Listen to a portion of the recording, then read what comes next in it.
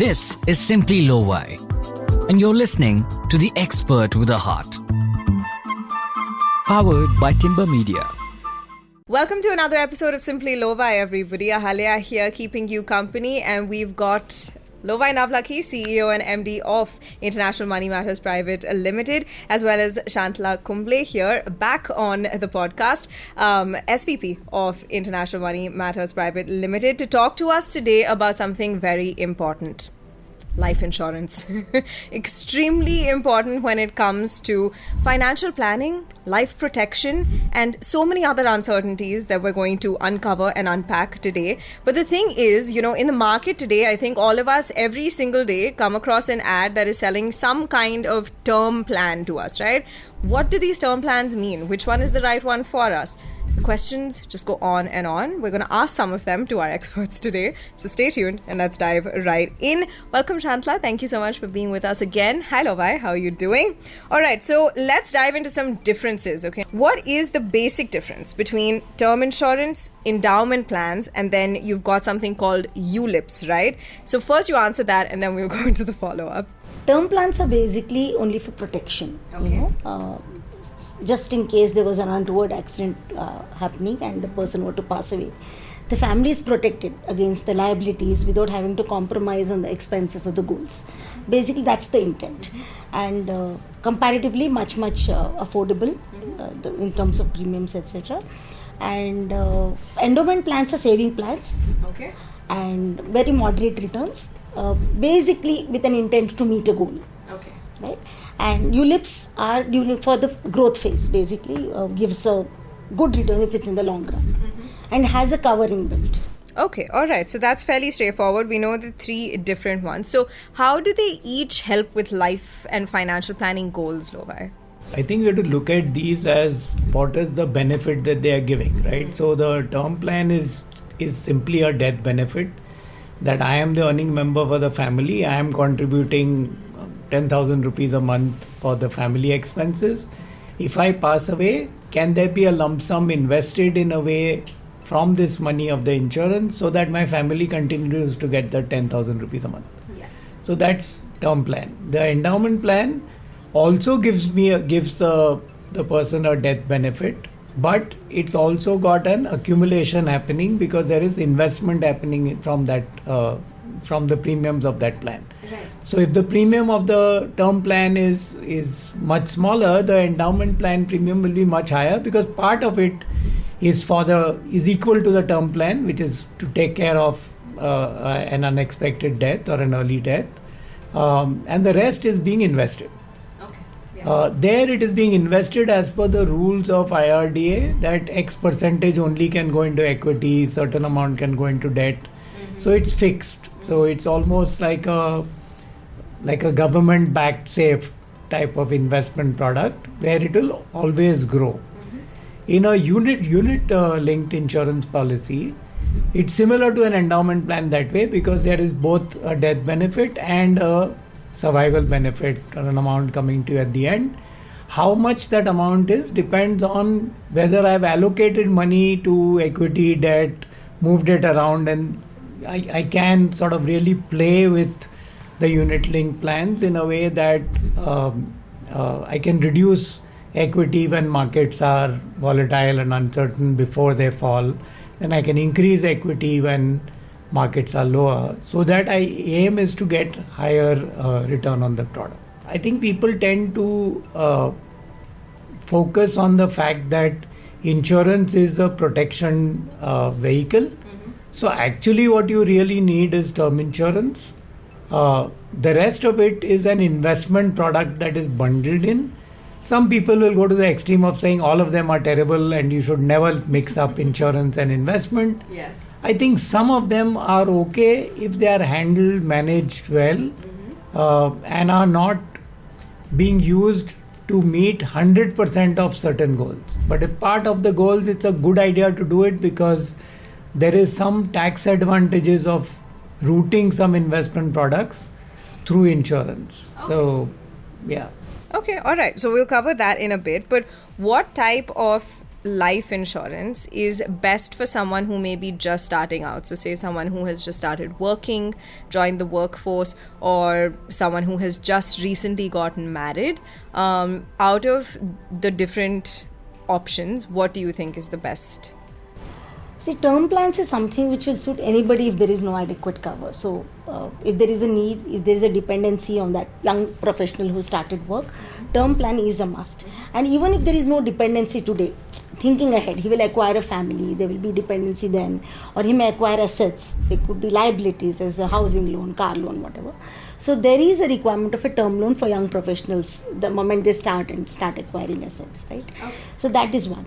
Apart from that, for their growth phase, ULIPs also make sense. Okay. Because what happens with ULIPs is once you start investing for a long term in perspective, it accumulates to a certain amount, and as Lovaii mentioned earlier, you can change the allocation based on the volatility in the market, or when you're closer to a retirement, change to more towards debt and less towards equity. So that allocation change can happen without really having to bother about the tax impact or exit loads. All that can go out of the window. You can manage the allocation within the plan.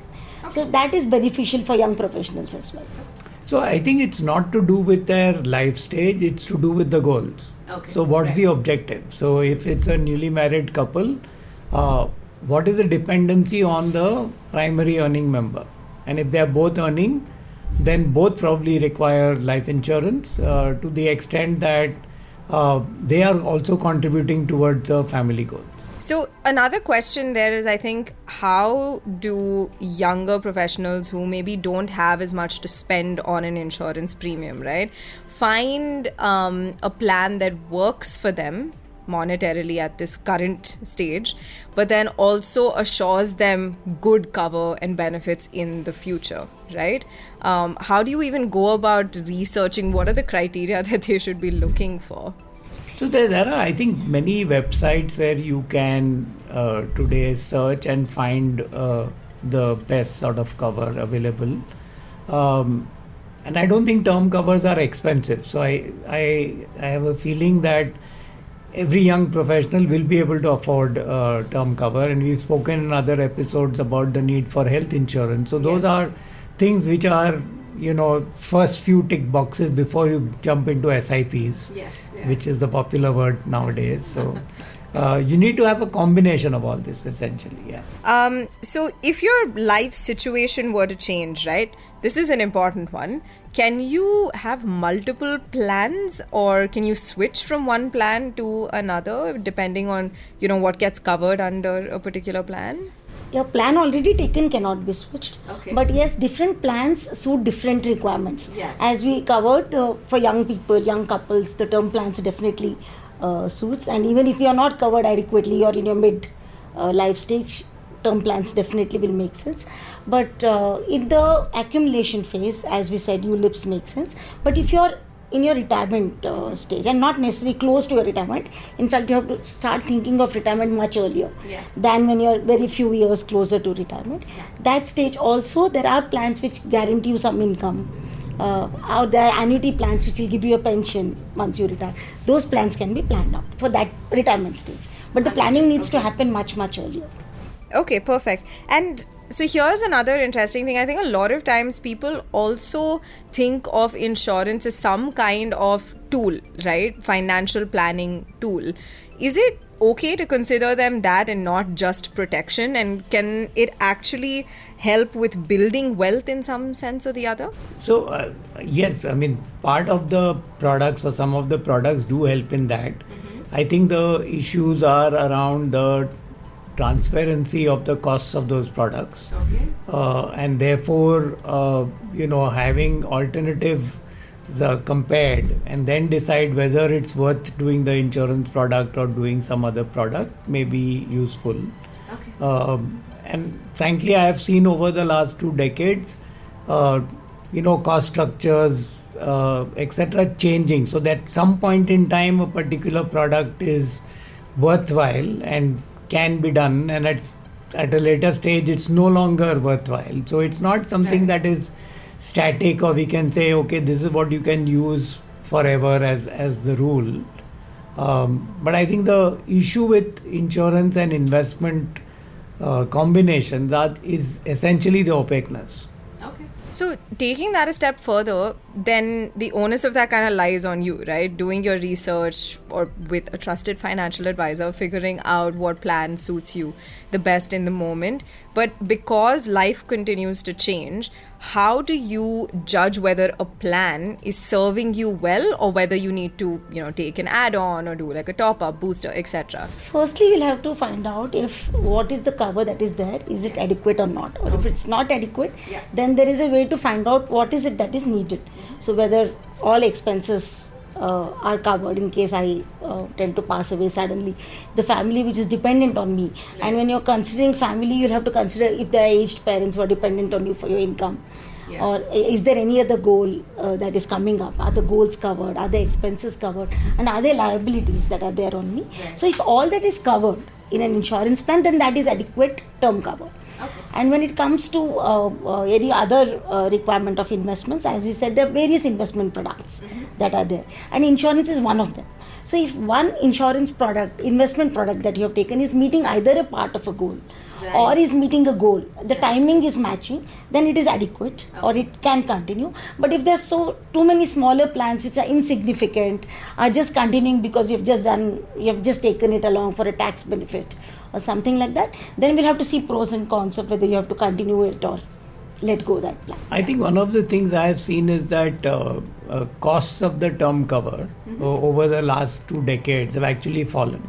Yes. So if I had taken a term cover for myself, say 20 years ago, and it was a 30-year plan, then it may be worthwhile re-looking at that and say, can I get that same cover at a cheaper cost? Now, we have to remember one other factor is that the earlier you take term cover, the cheaper it is for you because you're younger and therefore the insurance company is assuming that you will live for much longer and therefore you're paying premium for a longer period of time.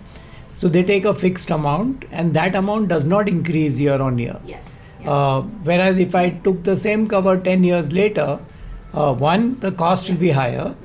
But 2, I could have had a illness which has come in between that period. And then the company will say that this cover excludes that illness. Or because you have that, we are rating you up and therefore instead of the regular premium of 100 rupees, now you have to pay 110 or 120. Right. And that will be for every year subsequent. Right. So I think these factors come into play when you are selecting. So the earlier you start, better. And I think to your question about when do you review, I think you review regularly whenever goals change, goals are achieved or newer goals have come up or the values of those goals have changed. Right. You relook and say, okay, this is what I am expecting to achieve for my family over my lifetime. This is the assets I have, this is the cover I have. Now is that sum total equal to what I am capable of earning? And if it's short, then maybe an insurance cover is needed at that time. What are some of the most common mistakes that you've come across people making when either considering or maybe not considering? Maybe that's the biggest mistake that they make. But while buying insurance, right? And how can you generally just avoid them? So you give me your top 3 and then you give me your top 3. One is definitely not disclosing stuffs. Okay. It's rather better I disclose everything upfront, get a rating, and I'm sure that I'm covered for this amount. Okay. Rather so than saying I have like paid health conditions. Okay. Health conditions, particularly health conditions. And rather than then regretting later.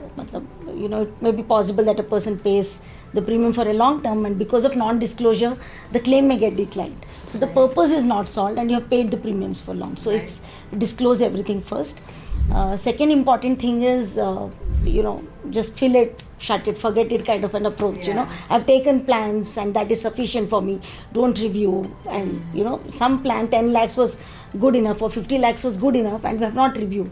So 3 crores, 5 crores may be a requirement today, but I'm thinking I have a plan. So making sure that it is reviewed often and, taken additional cover if required. And one more thing could be, I'm too young to take insurance cover, as we said. You also, essentially what you want with your life insurance cover is that when the claim is made, you want it paid. Yes. For that, one part, as Shanthala said, is that I have disclosed everything, so the company cannot dispute that you hid something material, and on that basis they can say the policy is null and void and all your premiums that you have paid are wasted. That's an important piece. The second thing is that you want the insurance company to out-survive you.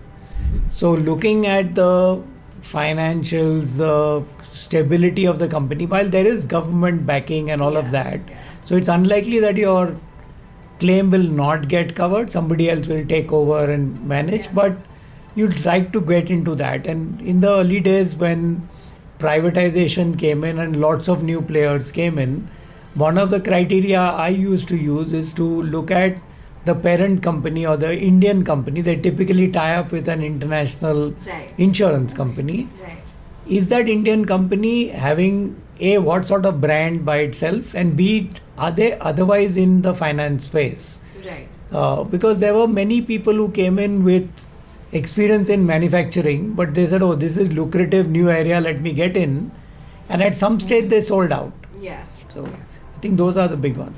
No, those are some really important, I think, cautionary measures that one should take. Insurance, like anything else, is a decision to be taken after a fair amount of consideration, but with some sense of urgency as well. So go out there, do it, as always, with a trusted financial advisor, and come back, listen to our podcast if you need some of those criterion as reminders for you. Thank you, Lovaii, and thank you, Shanthala, for being with us. All right, bye. That was an episode of the Simply Lovaii podcast series, Expert with a Heart. Powered by Timber Media.